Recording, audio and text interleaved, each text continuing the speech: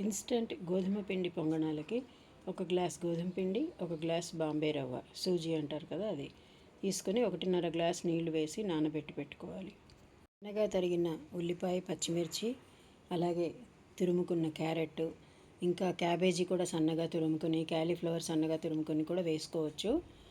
నేనైతే ఇవి వేశాను. కరివేపాకు, కొత్తిమీర కూడా సన్నగా చిన్న ముక్కలుగా చేసుకొని అవి కూడా వేసుకోవచ్చు. ఉప్పు, సోడా ఉప్పు కొంచెం కలిపి కాసేపు నానబెట్టుకోవాలి. నీరు పీల్చుకున్న రవ్వ ఇలా కొంచెం మందంగా ఉంది, గరిటె జారుగా ఉన్న, ఇంకా కొద్దిగా పల్చగా చేసుకోవచ్చు. అవసరమైతే 1/2 గ్లాస్ నీళ్లు కానీ మజ్జిగ కానీ వేసి కలుపుకోవచ్చు. స్టవ్ వెలిగించి పొంగనాల పీట పెట్టి దానిలో కొద్దిగా నూనె వేసి వేడెక్కిన తర్వాత పిండి వేయాలి. తర్వాత మూత పెట్టి ఉంచాలి. ఇవి ఒకవైపు వేగిపోయాయి. ఇలా నొక్కి చూసి పిండి అతుక్కోవట్లేదు, శుభ్రంగా లోపల కూడా వేగాయి. రెండో వైపు తిప్పాలి. ఇలా బంగారు రంగులో వచ్చేస్తాయి.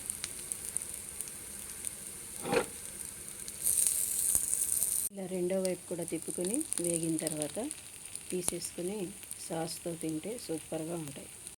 ఇవి వెదురుతో చేసినవి. ఇవి బయోడిగ్రేడబుల్, అంటే భూమిలో కరిగిపోతాయి. మనం తీసుకునే డిస్పోజబుల్ ప్లేట్స్ కూడా లోపల దాని పైన మైనప్ కవర్ అతికించి ఉంటుంది కాబట్టి దాని మీద అన్నం పెట్టుకొని తినడం కూడా ఇబ్బందే. ఇలాంటివి వాడితే మనకి భూమిలో కరిగిపోతాయి, మనకు కూడా ఆరోగ్యం చెడదు. చూడండి, లోపల పచ్చిపిండి లేకుండా ఎంత చక్కగా వేగిపోయాయో.